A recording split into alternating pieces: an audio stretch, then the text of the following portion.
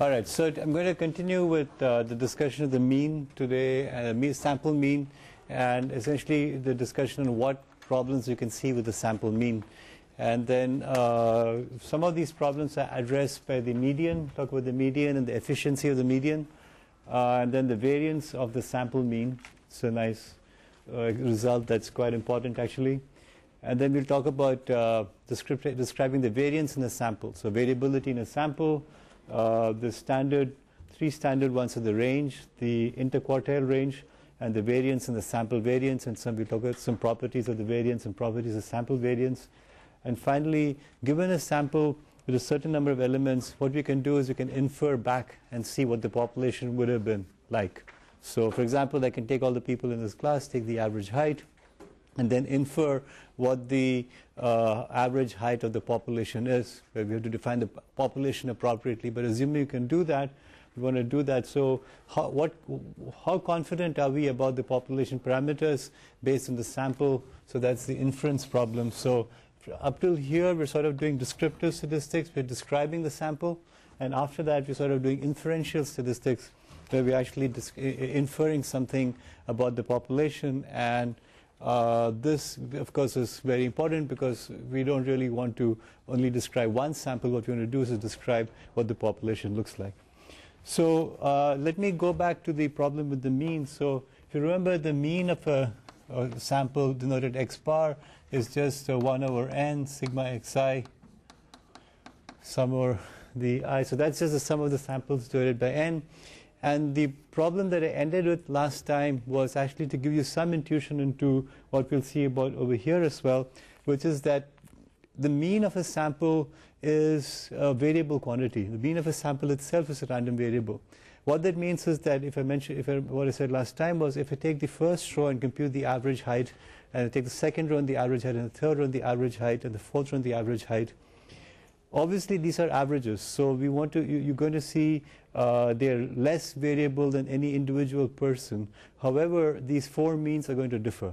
Okay, so what we can think of is that the samples, let's just call them x11, x12, x13. Let's say this is the first row up to the first 8 people, and then I'm going to get from this the first mean, let's call it x1 bar. Similarly, the second row I can call x21 up to x28, and that gives me x2 bar, and the etc. up to the fourth row, so x41, x48 gives me x4 bar. What I've got over here essentially are four different sample means. Okay, and I can define the random variable X bar, which takes on these values, x1 bar, x2 bar, x3, x4 bar, and they all are really approximations of the kind of the population mean mu, where we define the population appropriately. We could say we define them as all grad students at Waterloo, for example, or all grad students in computer science at Waterloo. Again, we've got to make sure that this is a representative sample, but assuming that this is a representative sample, we can, each of these is estimating mu. The point that's important is that because it's a random variable, there can be random fluctuations. Okay, so it could be that all the people who take, all the people who sit in the front row have certain characteristics. Maybe all the tall people sit in the front row, or maybe all the tall people sit in the second row, or whatever, right? So there is going to be some variability over here because it's a random sample. Okay, this means that when you take a sample and you compute the mean, you can't say too much about the population. So the important thing is that you can only say, well, I collected these ones and I have this sample mean. Okay, and so what you have to do in order to make inferences about the population is actually to look at the inferential problem. Okay, so maybe the only thing I want to say here, which is very important here, is that when you run experiments, when you do research, you compute the mean, don't trust it. Okay, don't draw a graph that says I ran a simulation 3 times, this is a mean value, and that's the mean value, here's the mean value for something else, this is better, A is better than B because A is a higher mean. We don't know, we just don't know. Okay, the mean is a random variable. The mean has a distribution. The mean could vary, and you could just have picked the wrong sample, and even if you pick the right sample, you could just have a mean that is too high or too low. So that is an inherent problem with the mean, and is an inherent problem with any statistic about the sample. Any statistics you compute about the sample, the range, the variance, whatever, it's just a sample, it's not the whole population. You could go wrong, okay? And part of this I'm trying to beat into your head is to make sure that you understand that you can be wrong. And what you want to do is be clever about quantifying how wrong you can be, but you got to remember you can be wrong, okay? So that's the first problem with the mean, which is that the mean is a random variable. So that means it's going to be fluctuating. Okay. Any questions about this over here? Okay, so this is kind of revising what we did last time. The second thing about the mean is the presence of outliers. It can be greatly influenced by outliers. So let's just take, let's say we have 1, 1, 2, 3, 4, and I compute the mean of this. So it's 7, 9, 10, 11. 11 divided by 5. Okay, it's approximately 2. Okay, 2.2. Now I add one more sample to it. Okay, I add the value 1000 to it. So now it's basically approximately 200 is the mean. Okay, so what's going on is that we have some set of points which are clustered together, and then you get this one big thing, and that just skews the mean completely. You cannot argue that 200 represents this population over here. Okay, it just doesn't. You have this, or the sample. This sample is 1, 1, 2, 3, 4, and then 1000. We got one thing that's sticking out. It's going to affect the mean. Okay, so when we talk about something that is representative, we talked about the mean as a value which minimizes the least square error. It is true that the least square error is going to be, the sum of square error is going to be minimized by this value 200, right? But it's not really representative. The population mass is concentrated at the lower values. However, one value can corrupt it. And that's one reason why when using the mean, you got to be careful. You got to take a look at the whole sample, and that nothing is better than this than to actually plot all the data values. And I don't think we're going to have time to cover data mining or whatever in this course. We're going to run out of time. So I'm going to tell you one thing which is important when dealing with outliers or any data that you collect. Always plot the whole data set. Okay, even if it's 1,000,000 values, assign 1 pixel to each data value, plot the whole thing. The human brain is remarkable at being able to grasp patterns. Okay, and just come up with a technique that represents the entire data set and not statistics about it. You will find that you can detect patterns, you can detect outliers, you can detect things going on way better than running any sort of statistical test on it. The critical part is to be able to somehow represent things, okay? But if you do it, you'll find all these sort of hidden patterns right away. So that's a very, very important practical thing you should remember, is to sort of eyeball the data. Always eyeball the data, okay? And you'll find outliers are going to pop up. And as I mentioned earlier, when you have an outlier, what you've got to do is to trace it back and see why it's happening, okay? The third thing about the mean is that it's not representative of multimodal data.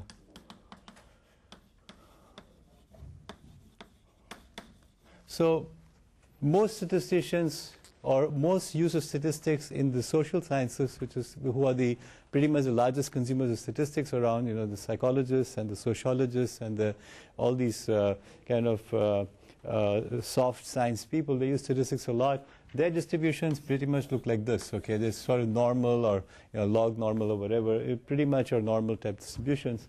In computer science, especially in computer networking, we have not very good distributions. For example, if this is the packet size, okay, the packet size distribution doesn't look like that at all. It looks something like this, okay? Or depending whether you're looking at okay, so it depends where you are.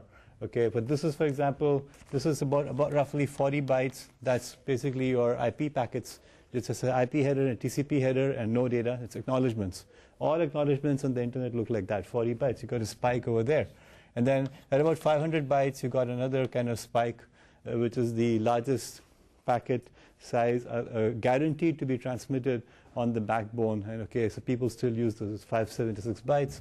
And about 1500 bytes, which is the largest Ethernet frame, 802.3 wired Ethernet frame, largest frame size is 1500 bytes, 1540, but it's about 1500 bytes. So if you look at packet tracers, you'll find these three values. What's the average? Okay, well, the average is whatever it is. It could be 500 bytes, it could be 800 bytes, or something like that. If so typically your average will be something like this. Let's say 800 bytes. It's not representative of anything. Okay, we have trimodal data here, and it's strongly trimodal. Okay, that's because that's the way we design the packet sizes.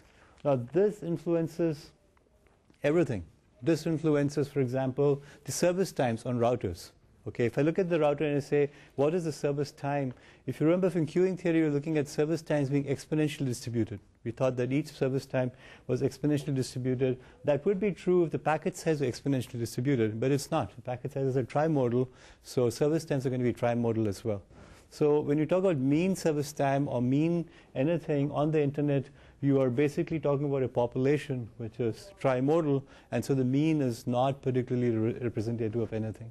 And this is true for Wi-Fi as well. For Wi-Fi, our max packet size is 2048 bytes, and the ACKs are 40 bytes. Okay, typically when you have large files, you'll send something like 1500 bytes or 2000 bytes, and you'll send your small packets at 40. So again, you're going to get bimodal or trimodal data, and the mean is not particularly representative. So I just wanted to point out that if your population looks multimodal, then you're going to have trouble using the mean, because the mean doesn't really mean anything. Okay, so, or as they say, a typical family has 2.4 children. Okay, where is that 0.4 child? You don't share your child 2.5 days out of the week or whatever. So means can be deceiving. Okay, any questions about this over here? Okay, so just keep these in mind. Means can be variable, they can be susceptible to outliers, and they're not particularly representative anyway for multimodal data. By multimodal meaning data which has multiple bumps, distinct bumps in the density. I'm going to do one simple derivation, simple and important derivation, and then we'll take a break. So let me leave this up because I'm going to, I'll probably use it again. I just want to compute the variability variance of the mean. So we remember that the expected value of the mean is mu. Okay, and I just want to compute simply, what is the variance of the mean. So remember, the mean is a random variable. It's this one over here. Well, it has the expectation, it has a variance. It has because it's a distribution. So what is V of X bar? Well, we can do it like this. We know that n X bar equals x1 plus x2 plus x3 plus xn, right? That's because by definition the mean is just the sample mean is these values divided by n.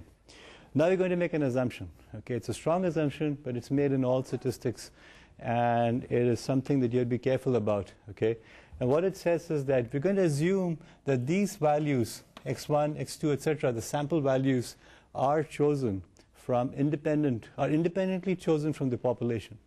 Okay, I'm going to assume that these are independent.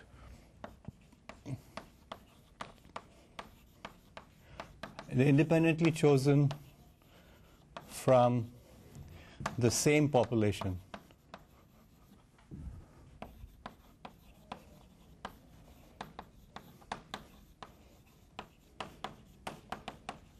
Okay, so that means that the successive samples that I'm choosing are not related to each other in any way. Okay, now this may or may not be true depending on what you're measuring. Okay, but let's assume for the moment that this is in fact true. Then what we can do is we can say that this one is actually the value assumed by the random variable x1. This value should be small x's. Okay, these are the sample values. So there is a random variable capital X1 which assumes the value x1. There's a capital value x2 which assumes the value x2, x3, etc. to xn. So essentially what you're saying is that this sample happens to be the set of values assumed by n random variables, capital X1 until capital Xn. Okay, and this is not so important right now, but I'm just going to, we're going to make use of this fact again. And more importantly, because these are independently chosen from the same underlying population, all of these are chosen from the same distribution. We don't know what the distribution is, but they're from the same distribution. And in particular, we know that the expected value of x sub I is equal to mu, and the variance of x sub I equals sigma square, where mu and sigma square, because they are Greek, represent the population mean and variance. Okay, so in other words, if I go pick somebody at random, that's the actual value is x1. So let's say I pick up Ellie over here. Okay, as I measure your height. Okay, so that is the value x1, small x1. Now, the value he's assuming, the mean value, is the population mean. Expected value of capital X1 is the population mean, right? Now, I could pick, if every class, let's say different people come and I pick the person sitting over there, I can sort of denote that by capital X1, and the variance of that is going to be sigma squared, variance in the population, because, this is random selection, right? So person sitting in this over here would be, this seat over here I could call X2 and X3 and so on and so forth, right? And so they would each have an expected value of mu because they're from the same underlying population. They're independent. Okay, I'm assuming they're independent, and the variance is going to be sigma square. Okay. Okay, so now we're going to make use of these facts to compute the variance of x bar, and we can do that by like this. We have nx bar is x1 plus x2 xn, which means that just taking expectations on both sides, variance of nx bar is equal to variance of x1 plus x2 plus, okay? I'm just taking variance as an operator on both sides. The equal things, I can take this, it's not a big deal. Then what we can do is we can say the variance of the sum of random variables is the sum of the variances when they're independent, okay? When they're independent, we can take we can't do it when they're not independent, but they're independent, we can say this is equal to vx1 plus v of x2 plus v of whatever. Okay? Now the variance of this particular quantity, of course, here I'm kind of slipping something under the covers, and x1 itself is a quantity, okay? And what I wanted to say over here is that I'm using the variance of the capital X1, but we'll kind of let that slide because essentially, the more complicated proof would kind of do that more carefully. But what we're going to say over here basically is that this is going to be the capital X is going to have the variance sigma square, so this is going to be n sigma square because the n of the quantities each has a variance of sigma square. So this is what's going on over here. Now, what about the left-hand side? Now, v of ax equals a square v of x. Okay, this is a simple identity, and I don't know if I proved it or not, but it's a pretty straightforward thing to prove. And so this is going to be v of x bar n square, which means that v of x bar equals sigma square by n. Or so that's it. So the variance of the mean is 1 over n, the variance of the sample population, or the standard deviation of the mean is basically sigma over square root n. Okay, so we can say the standard deviation of x bar equals sigma by square root n, or the variance of the variance of. So what we've shown over here, this random variable x bar over here, okay, the expected value of x bar equals mu, and the variance of x bar equals sigma square by n. Okay. So what this means is that the sample, as you increase the sample size, as n increases, its variance becomes smaller. Okay. And again, this kind of is intuitive. If I have this class and I take 3 people and I compute the average of 3 at a time, okay, I'm going to have quite a bit of variability. If I compute 5 at a time, it's going to have less variability. If I compute 20 at a time, it's going to have even less. Okay, if I take 1,000 at a time, it's going to be even less, right? So if you think of the distribution of the mean, and the mean is nothing more than the sum. And so it's going to look like normal, right? Central limit theorem says the mean sort of looks like a normal. So if you have small n, it looks like that. As you make n larger, it's going to get sharper and sharper, okay? and the width is the variance, is going to be given by sigma squared by n. So as you increase n, it gets sharper and sharper.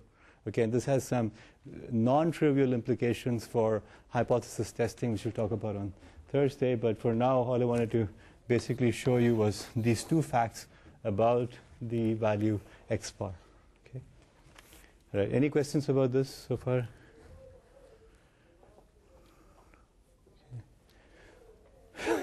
Okay, so be careful about the mean, and then this is just sort of it looks simple, but it's as I said, it's a pretty important step over here to say that the mean is that there has a variance of this. Okay, let's take a small break. I'm actually on time this time. It's amazing. 20 minutes. Let's interchange that. There was a mistake. Okay. So I'm going to do this. This is 2 and this is 3. Okay, so let's do the median now.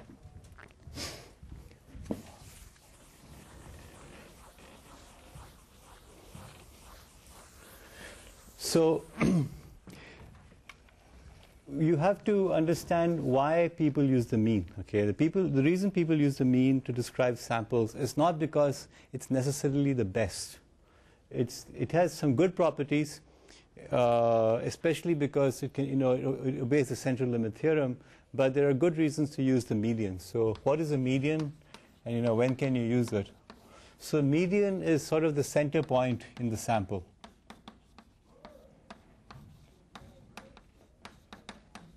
So I'm trying to describe a sample, and I'll describe the center point. So how do I do it? I take the data values, I basically sort them. So x1 is the smallest value, xn is the largest value. And there are only two cases, either n is odd or n is even. If n is odd, it's the middle point is the sample point. If n is even, I take the two middle points and the divide by 2, and that's equal to the median. So the median is defined based on whether you have an odd or even number of samples. And so you sort it and find either the average of the middle points or the middle point itself. So that's a median. The reason why the median is good is because it is insensitive to outliers. So that's really where it wins. Okay, so it's good for outliers. And why is that? Okay, and intuitively it's quite obvious. If I take the sample and I sort it, basically the small values and the large values get pushed to the n. Okay, and they can't really influence much. They kind of get pushed all the way. And so all we care about then is the central value over here. To go back to the example, we had like 1, 1, 2, 3, 4, 1,000. They're in sorted order. This is the median value over here. Okay, this plus this divided by 2. I can't do it in math. Okay, 2.5 is the median value, and it's arguable correctly that 2.5 is more representative than, let's say, approximately 200, which would be the mean. Okay, so what happened here is that we can make this as arbitrarily bad as you want. You can make it 1,000,000, and the mean is keep going to get pushed up. The mean keeps getting pushed up, but the median does not. Okay, so median is insensitive to outliers, and this is why we would like to have we'd like to use median when dealing with samples that have outliers in them or where the skew is very large. Okay, so again, you should eyeball your data. If your data looks like this, something like that, this is not a good thing to have a mean, because mean is going to be somewhere over here, whereas the median is going to be somewhere over here. So median is more representative of the population mass. And if you eyeball the data, you'll see this right away. Okay, the numbers may not make sense, but these dot patterns will make sense right away. I'm just showing over here, the two-dimensional, one-dimensional data. Same thing holds true for 2 dimensions. If in a scatter plot. The more technical explanation is that the median is good when your distribution is what's called leptokurtic. So we compare everything with respect to the normal. So let's say this is the normal distribution for some values. I'm just choosing this. If you're more peaked like this than the normal, then this distribution, as you can see, has okay, so first of all, if the distribution is symmetric, the mean and the median are the same. Okay, so we don't really care. It doesn't really matter. The mean and the median are the same. in this case, if I have symmetric over here, this is a leptokurtic distribution which is also symmetric. So mean and median don't matter. But suppose I had a distribution like this. Okay, so it's skew and it's leptokurtic. I mean, it's narrow and it's not symmetric. There's a tail on this side. Then here, what happens is this whole range over here can be thought of as outliers from the perspective of the mean. So the mean is going to be somewhere over here, whereas the median will be somewhere in this mass representing the mass. So if you kind of plot the distribution of the data values in your sample, and it looks something like this, skew left or skew, if it looks like this, or it looks like the other way around, right? So it's quite sharp and has this, then in these cases, medians would be the right way to represent things. Okay, so this is just a more precise way of saying when you should use a median. However, it can be shown, and this is something I'm not going to show you, but it can be shown, and it's not too hard to do it either, that the variance of the median, okay, for normal distributions, is not for any distribution, for normal, okay, the variance of the median equals 1.57 times the variance of the mean, okay. For normal distributions, the median has more variance, okay, than the mean does. And this is a very cute proof, and I'll put a pointer to the where you can pointer to a place where you can find the proof. But anyway, if the population is normal, okay, what this means is that we don't have that sharpness, we don't have the outliers. It's not leptokurtic. In fact, it's exactly normal. In that case, the median has a higher variance, and so typically the efficiency of an estimator is considered to be the variance of the estimator. Okay, and so because the median has a high variance, it's called less efficient estimator than the mean. More precisely, it means if the underlying population is normal, all right, and I collect 100 samples and I find the mean, okay, I'll need to collect 157 samples and compute the median for it to have the same amount of variance for that estimator. Okay, for the representative of central tendency, mean or the median, I need to collect more samples to find the median than for the mean. Okay. Again, this is for normal population. If it's not normal, then the median can be more efficient. For leptokurtic distributions, in fact, the median is much more efficient. It has much less variance than the mean does. Okay. So if I draw 100 samples at a time from a distribution and I compute the mean, I have to draw 157 at a time and compute the median to find the same amount of variability in the sample. In this variable over here. Typically the median is represented as x tilde, so x tilde will have, it's a random variable as well, and to get the same variance I need more numbers, n has to be larger. Okay, and so that's one reason why again we prefer the mean, and now it can be, again, the mean for normal distributions prefer the mean, otherwise median may be better. Funnily enough, I couldn't find any reference of what to do when you have multimodal distributions. Like what I said for the internet, right? You have 3 modes, 3 packet frequencies that are common. These kinds of distributions are essentially ignored in statistics. For at least the statistics books that I saw, it doesn't occur naturally. Well, it is an unnatural system. The internet is unnatural. It's man-made, human-made, and therefore it has unnatural tendencies. And unfortunately, the statisticians don't seem to have a good handle on describing these kinds of things. They don't expect it to happen. So anyway, that's what we have over there. Okay. Any questions about this over here? Yeah. So if you have a skewed distribution and very sharp peak, then won't the peak be considered the outlier and not all the other points? Okay. The question is, if you have skewed distribution and the peak, would you, so if you have something like this, you're saying where's the outlier? So the outlier essentially is where the probability mass is not, but it influences the mass. Okay. So for example, in this case, if the mass is over here, right, then you would consider this part to be the outlier. Okay. It's far away from the mean, or far away from the probability mass. Okay. If you were to take the, of course, these are small values, and if I were to skew it the other way around, perhaps it's easier to see it. Let's say a very long tail, okay, and have most of the mass concentrated on this side, and then there's some value over here far away, one could argue that this is an outlier. This whole, everything from here onwards is an outlier. So that's the If you have a long tail, then you could have potentially good amount of mass. But visually,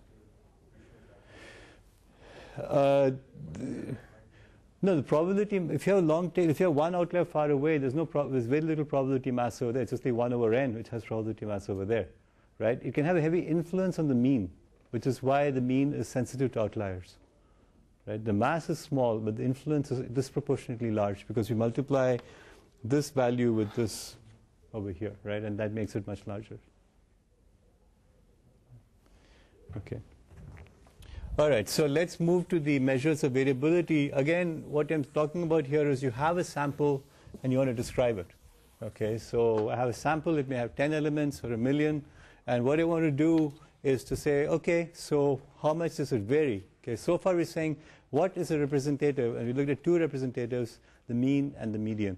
What about the variability? So there are two obvious things. One is called the range. So it's easiest to understand the range in the interquartile range by essentially looking at the cumulative density function, okay, or the cumulative histogram. So if you remember the cumulative histogram, it's just the quantized version of the cumulative density function. So I'll just draw the cumulative density function.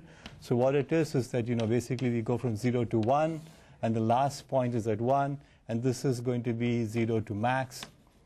Okay, so I have a sample, and what I do is I sort it, okay, and then I say how many, let's say, you know, so over here I've normalized it to 1, so I'm basically saying, you know, this is this point, this is the 0.05 value, and let's say this is some value x1, some value xk, let's say 0.5.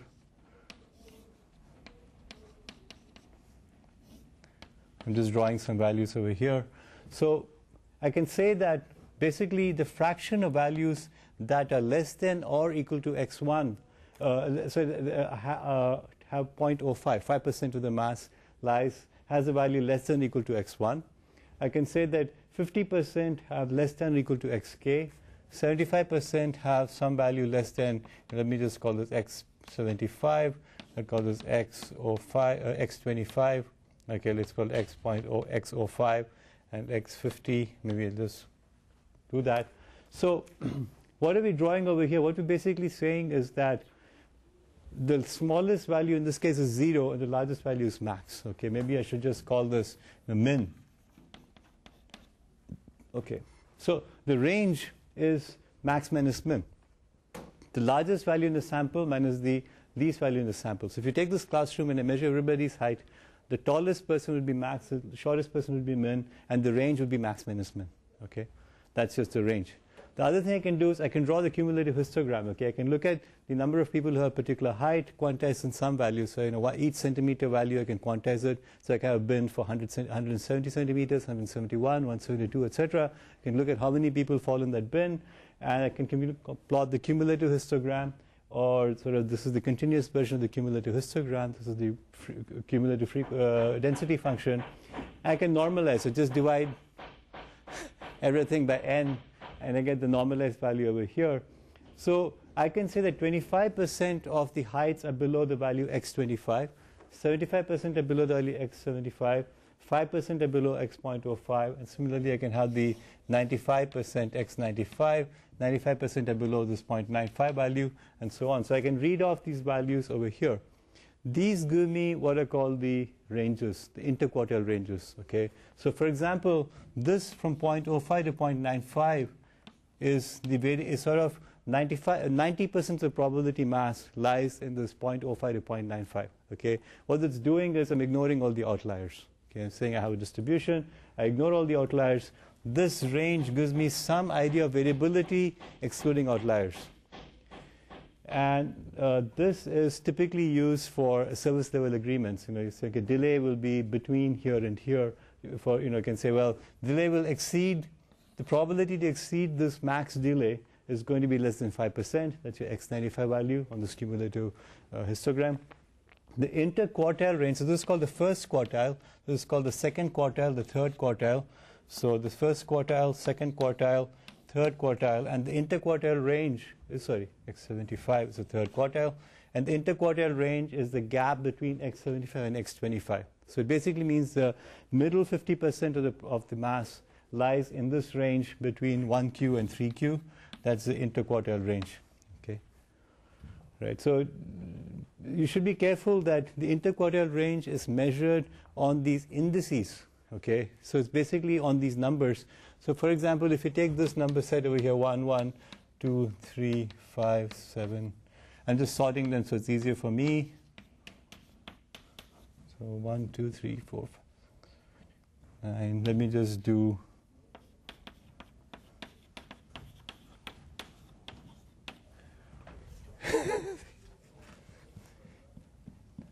13. How many do I want? Well, 12.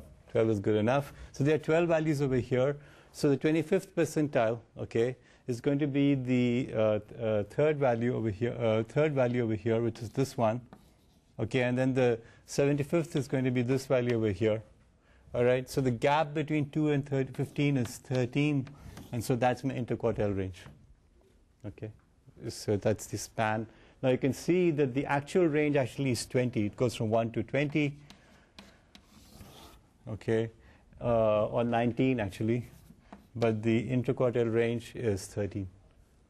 Okay, so most of the mass is in this part over here. We can similarly define the 0.595, the 0.05 and the 0.95 values, and this gives you some sense of the variability. Okay, any questions about this one? Okay, so that's your range. However, again, just like the median, so the range is nice, it ignores outliers. Okay, if you have outliers over here on either end, range is good. At least the interquartile range is going to get rid of those, or the 0.05 to 0.95 gets rid of those. So in some sense, it's related to the median. Median, of course, being nothing more than the x50 value. That's just the median. Okay, but again, just like the mean, we prefer to work with a different quantity. It's called the variance. We've kind of seen it before, but I'll now go a little bit more deeper into what is the variance. So the variance of a sample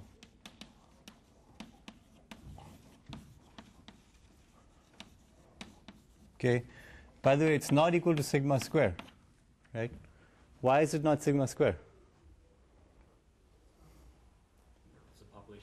Exactly, it's a population, right? So it's chosen from the, this variance of a sample is kind of an estimate for sigma square. It's in fact going to be M2, okay, which is because we remember that mu2 is the population variance. Okay, sigma square is sort of the way that we refer to mu2. You know, mathematicians call it mu2, the second moment around the mean, and so obviously the sample value is going to be M2, which is the Roman way of Roman characters, and that's defined to be 1 over n sigma I equals 1 to n xi minus x bar square. So it's just the sum of the mean sum of squares of the difference between the sample value and the mean. So that's why it's called the root.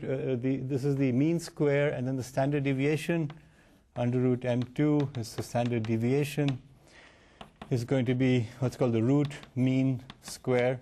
Okay, it's a square root of this. Okay, so that's why it's called root mean square. So you take the root, the mean of the square of the errors. So these can be thought of as error terms, and we're just basically taking the sum of the error terms from choosing the mean, or the residues as we're taking the mean. This is the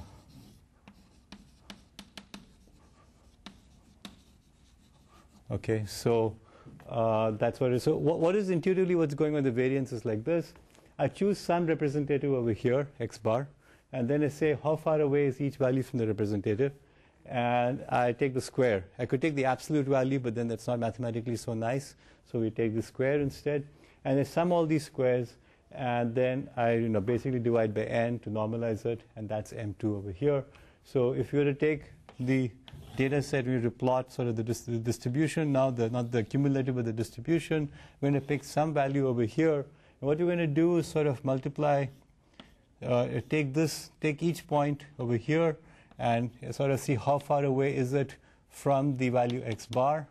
That gap is xi minus x bar, and I'm going to take the square of that and sum it all up, and that gives me the this over here, and then I divide by n. And so if I have an outlier, what's going to happen? Okay, I have this value far over here. Well, I'm going to get a very large value of xi minus x bar, and I'm going to square that, so we're going to get even larger, and so my variance gets very high. So just like the mean, the variance is also going to be influenced by outliers. Okay, unlike the interquartile range, the variance will be influenced by outliers. Okay, so it's just sort of a elementary fact. Now this one is taken over I, and just like before, I can do this. I can say M2 equals sum over x, 1 over n, nx, okay, x minus x bar square. Okay, so I'm just saying, well, I'm just doing the same summation, but I'm going to do it over nx, because I have a frequency table that says, the value x occurs nx times, so I'm taking summation over x. And therefore, if I take the limits, I can take nx over x out. You'll find essentially that the expected value of M2 is going to be, it's going to be, take it back. It's not going to be the same. I'm going to show you this. Okay, so actually, this is not going to work because I have the summation. Okay, let's just ignore this for now. I'm going to come back to that over here. Let me just stop here for this, because I want to actually compute expected value of M2, but I'm going to do it in a different way than what I was doing over there. But this formula is still true, that M2 equals summation over x, 1 over n, nx, x minus x bar square. Okay, so that's still true, obviously, because that's just a different way of counting things up. Okay, so that's the sample variance. There's a little trick you can use when you're doing sample variances. And so let's say that you are running a simulation, and you want to compute some, let's say you're computing mean delay or mean packet length or whatever it is, and you want to compute the standard deviation or the variance also at the same time. Okay, there's a little trick you can use, and the trick you can use is that we compute 3 variables. You compute n, you counter for n, you have counter for sum x, and you have counter for sum x square. Sum square x is what I usually call it. N sum x and sum x. So basically this is just counting n, this is counting sigma x, I, and this is counting sigma x I square. Okay? And to compute, when you finish doing the simulation and you compute the variance, what you can do is you can just use this. You can just say M2 equals 1 over n sum over I xi square. Well, that's just this one over here, sum x square minus sigma I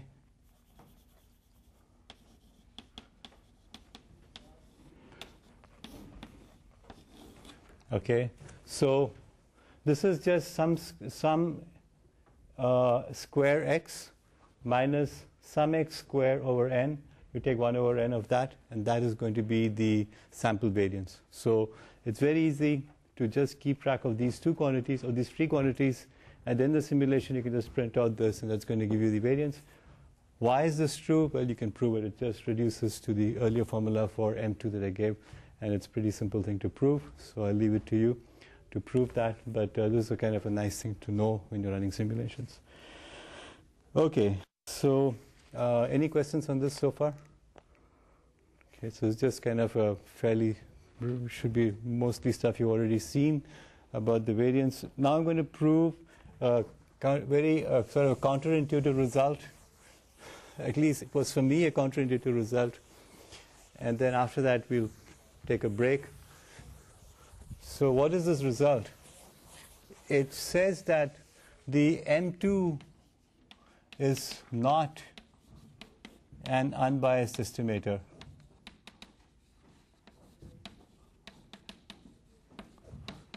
Of sigma square. Okay, that is the result. Okay, remember the mean is an unbiased estimator of the, or I should say X bar is an unbiased estimator for mu, which means that expected value of X bar equals mu. But expected value of M2 is not equal to sigma square. In fact, it's equal to n minus 1 over n sigma square. Okay, so it's going to be slightly smaller than sigma square. Okay, if n is large, it's about the same. If n is small, like 5, it's going to be only 80% of sigma square. Okay, so a sample. In other words, if I take a sample, if I take samples, 4 at a time or 5 of people over here, and I compute the variance of each of those sets of 4, that variance in that sets of 4 is going to be actually less than the true variance in the population. Okay, so this is kind of funny. So why does it happen? Okay, so let me just show you how to do it, how to prove it. Actually, before I do the proof, is this, does this statement over here make people understand what it means? Okay, so I'm taking samples, n at a time, and I'm computing essentially the value M2, the sample variance, and now I get different sample variances. Okay, so I can think of that as being just like I have X bar over here. I have basically M2 sort of M2 1 bar, and there's M2 2 bar. So not bar, M2 2, M2 1, M4, M2 4. Okay, so these are the means, sample means of this sample, of this sample, and of this sample. Okay, in this case I have 4 samples corresponding to 4 rows. I'm now interested in saying, okay, I have some random variable M2 defined on these sets of samples. What is the variability of M2? And if I can compute the variability of M2, how am I estimating sigma square? Intuitively, it seems that the variability of these guys over here should be similar to sigma square, but in fact, it's slightly less. Okay, that's what I'm going to show over here. Okay, I think I've lost about half the class. Over here, we have 2 choices. I can take a break now, which will be a bit early, or I can try explaining it once more. So how many people are actually getting what I'm saying over here? Or how many people don't get it? Okay, all right. So let me try again. Okay, so let's go back to the mean over here. So I have basically got like 8 people in the first row, 8 in the second row, 8 in the fourth row. So I got 4 samples of 8 people each. Okay, it's not a problem with that. Each of them I can compute the mean. Okay, I can also compute for each of them the sample variance, because it's just xi minus x bar square divided by n. Okay, sum over that. So I can compute the value sample variance for the first 8 people, right? I can do that for the second 8, and so on for the last row. So each row has got its own sample variance. Why? Because I'm just describing the sample, right? So I'm just describing a sample, so clearly it has some sample variance. That's M2. Okay, now it's obvious that just like the mean differs for each row, the sample variance for each row should also be different. There's no reason to expect it all to be the same, right? The variance should be different, right? So I'm now looking at basically what is the expected value of this random variable called the sample variance. Okay, because I'm measuring the variance. I got 4 values for the sample variance. Okay, intuitively they should have some central tendency. If I take lots and lots of these rows, let's say I have an infinite number of rows, there's this pack and you're all taking the final, then you have essentially an infinite number of rows in front of me. I compute the first row variance, second row sample variance, third row sample variance, etc. And I look at that, and what I should expect to see is that these sample variances are kind of clustered in some fashion. If I look at the real number line, they're kind of clustered in some fashion. They're not going to vary too much, right? So they're going to have some distribution, and I can look at the mean of that distribution of sample variances. That would be the expected value, okay, of the sample variance. The true population of sample variances will have a true population mean, and the question is that sigma square? Okay, because underlying variables are all going to be coming from a population sigma square, and it would appear to be the case that the M2 would be coming from the same population, so M2 should also have variance of should be sigma square. The expected value of this should be sigma square. Okay. Does that make sense, or sort of? Okay, let me try one more time over here. It's a complex concept, and so I'm going to give it one more shot. So the thing over here is that each sample has some descriptor. Okay, in this case you have two descriptors, M2 and X bar. Okay, let's look at these two descriptors. The descriptors themselves are random. Okay, it has to be the case that they're random, right? Because there's some fluctuations, inherent fluctuations in the population. The descriptors are random. If the descriptors are random, then they're random variables. Okay, random variables are coming from some distribution, discrete or continuous. In this case, it will be a continuous distribution. That distribution has a mean, right? The mean of the distribution of the descriptor, okay, the sampling distribution of the distributor, as it's called, or descriptor, as it's called, that sampling distribution has some mean. Now the question is, if I take just one sample and I look at the sampling distribution and its mean, okay, does it have the same kind of characteristics as the underlying population? Okay, for the mean, we know that that's not the case. For example, we know that the variance of the sample mean is not sigma squared, it's sigma squared by n. The expected value is fine, it's mu, but the variance is sigma squared by n. We take means, sample means, they actually have less variability than the underlying population. Now I want to compute the variance of the population, M2, and I want to compute the expected value of this distribution, E of M2. Expected value of the sample descriptor, which is M2. And I want to compute that expected value. I'm saying, well, is this sigma square? And the answer is no, it's not sigma square. It's slightly smaller than sigma square. It's n minus 1 over n times sigma square. Okay. All right, so who wants one more round at this? Okay. So, I mean, one thing you should probably try and do is to go and, just create some data set, just write some numbers down and, write down 100 numbers or whatever, compute the sample variances for each of them, right? And then you'll see that, you have these numbers. So I'm going to compute M21, M22. For each of these rows, I can compute the M2, the sample variances. And these guys should have some value, or they should have some expectation, right? Some expectation of what they are. And if these come from the underlying population, all with the same value of sigma square, what is the expected value of M2? Sorry, what are you talking about over here? Okay, so I've run out of ways of explaining this at this point. So I'm going to, yes, Andy? Oh, no. It makes sense. Okay, good. At least one person makes sense. So all of you talk to Andy after class. He'll explain to you what's going on.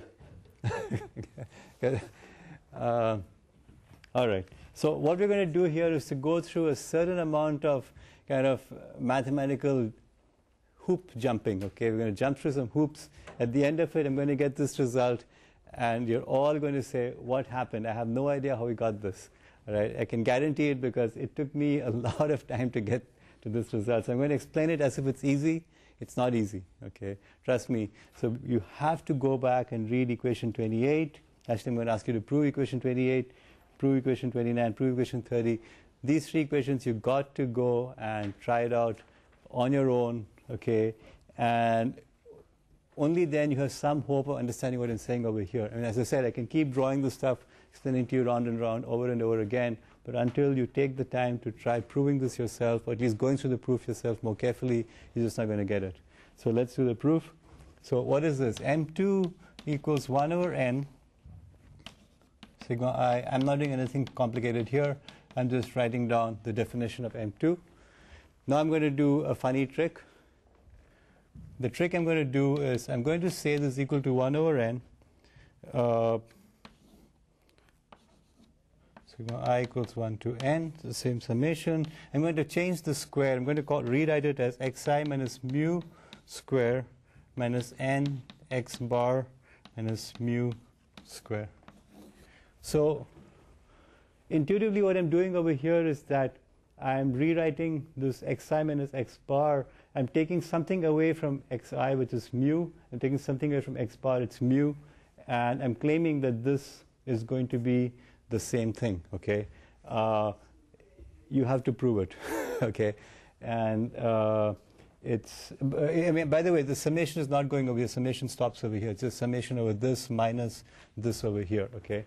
And again, intuitively, what I'm doing is from each value of xi, I'm kind of subtracting something off, and then you add it all back over here, and it all works out if you think in sums of squares. But anyway, you should prove it by expansion. It's not particularly hard to do. Once I do this, what I want to do is I'm just going to take 1 over n. Just consider these two terms separately, because expectation of M2 is going to be basically 1 over n expectation of this minus expectation of this. So just let's look at each of those terms separately, okay? Okay, I'll plug those back in over here. So first term is expectation of sigma I equals 1 to n xi minus mu square. Okay? Yeah? In order to have the sum of expectations as the, you cannot separate it because they might not be, because these new variables, they might not be independent from each other. Which new variables? Because you assume that the first part and the second part are independent. No, expectations don't care about independence, right? Only variances care about independence. If I have expectation of x1 plus x2 is e of x1, e of x2 independent of whether independent or not. It's just expectations. That just comes from summation. So you don't need to worry about independence here. Okay?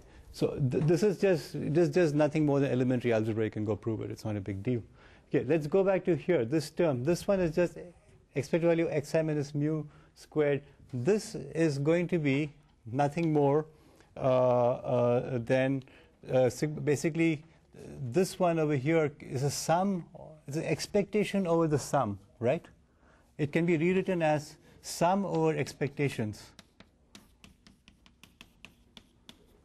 Why is it? Because the expectation of the sum of things, okay, is nothing more than expectation of each of those things, right? And this is going to be sum over expectations over this. So you be careful. So what you're basically saying is that the expectation goes into a sum, right? So E and sigma are interchangeable. Okay, that's what you can think of sort of in a formal sense. You can take E and put it into sigmas.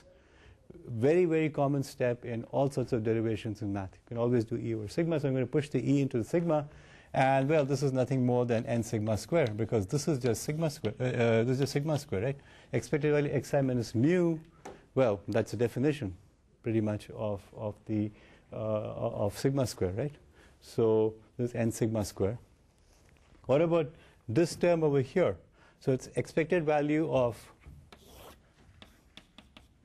n x bar minus mu square. Okay, so this is going to be, n is a constant, so n expected value of x bar minus mu square. Okay, right? So we're saying we want to compute the quantity. What is the expectation that x bar differs from mu, right? What's the quantity? This is nothing more than the variance of the value x bar, right? Because that is the expectation that the random variable x bar differs from mu.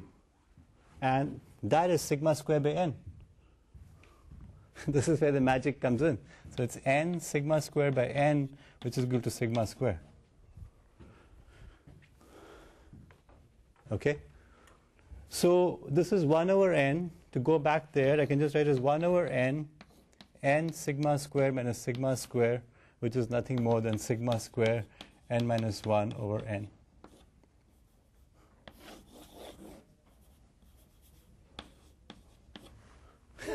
Which is what I said I'd prove right here. N minus 1 over n sigma square. Okay? Stunned silence, like, oh, how did that happen? I told you, it's like pulling a rabbit out of a hat. You just do this manipulation. Each step looks logical, and at the end you get something you didn't expect.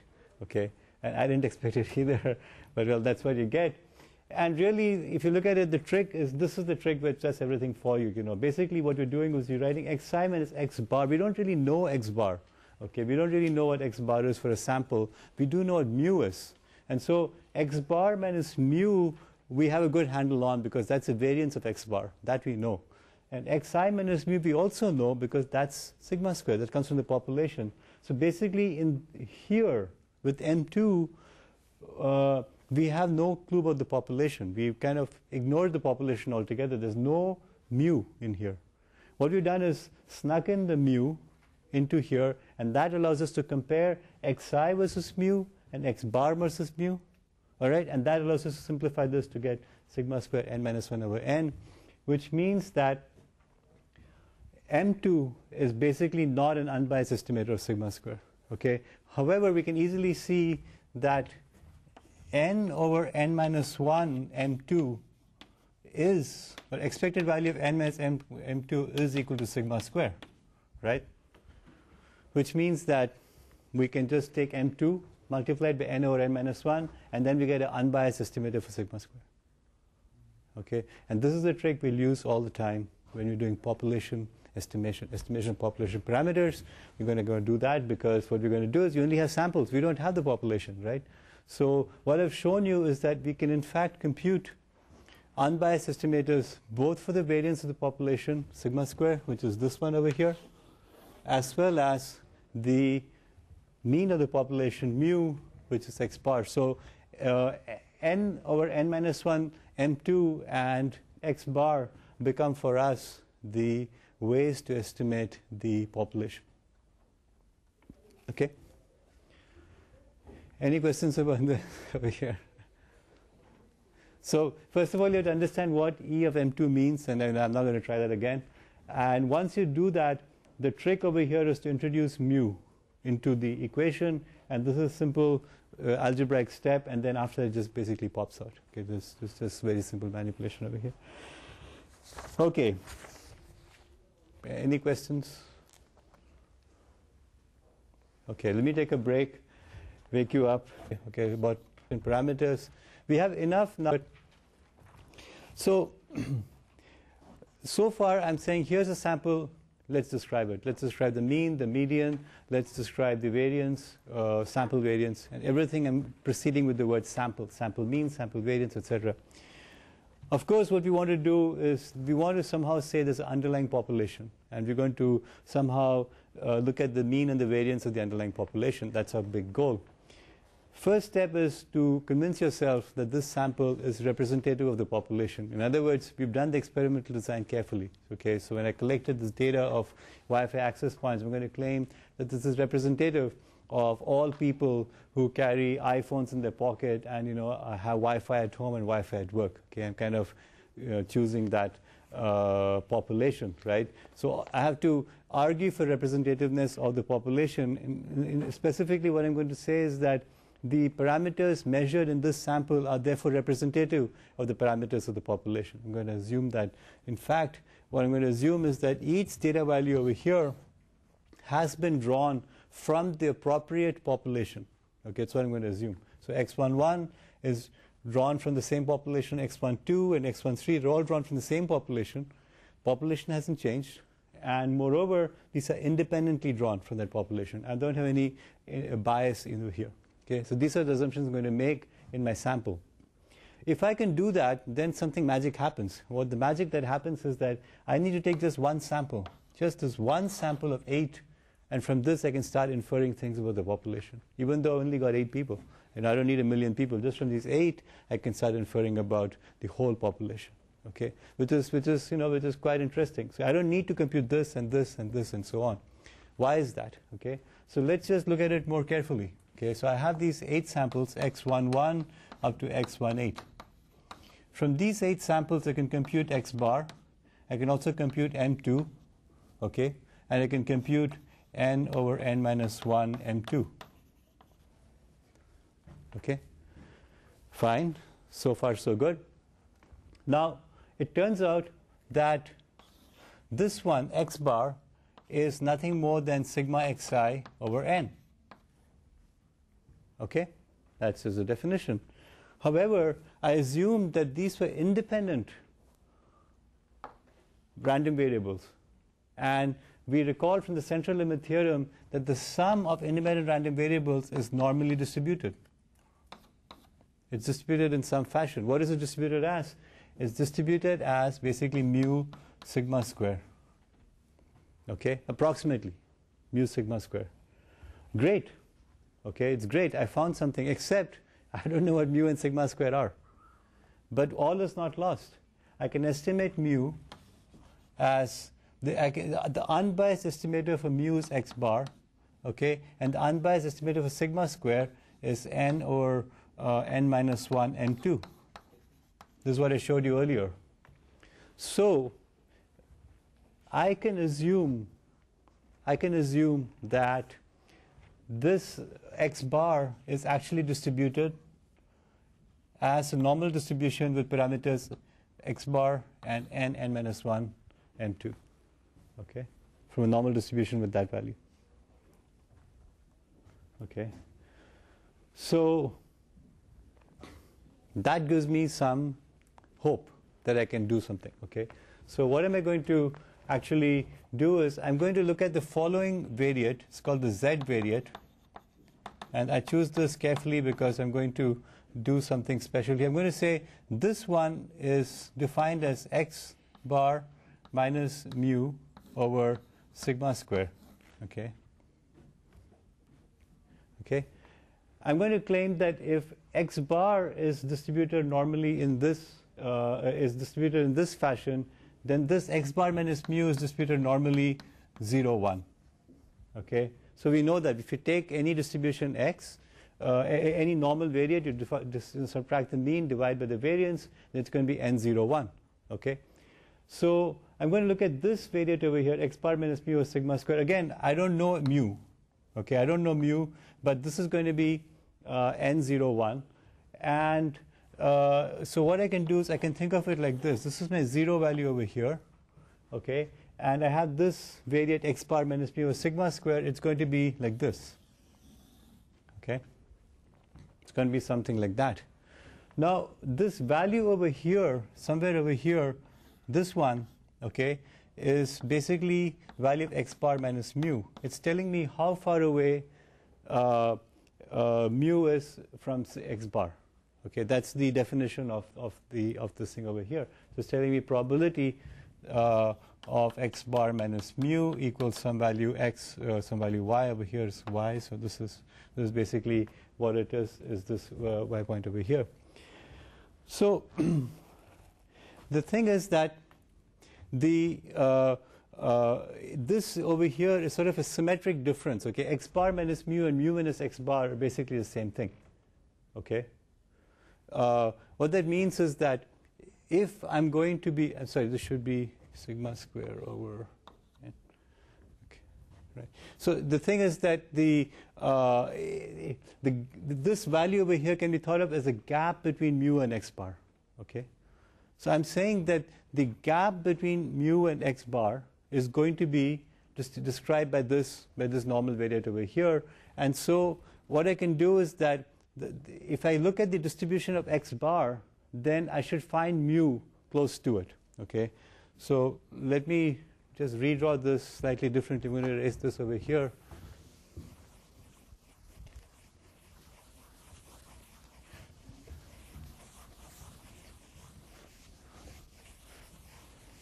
So what I'm saying is something like this.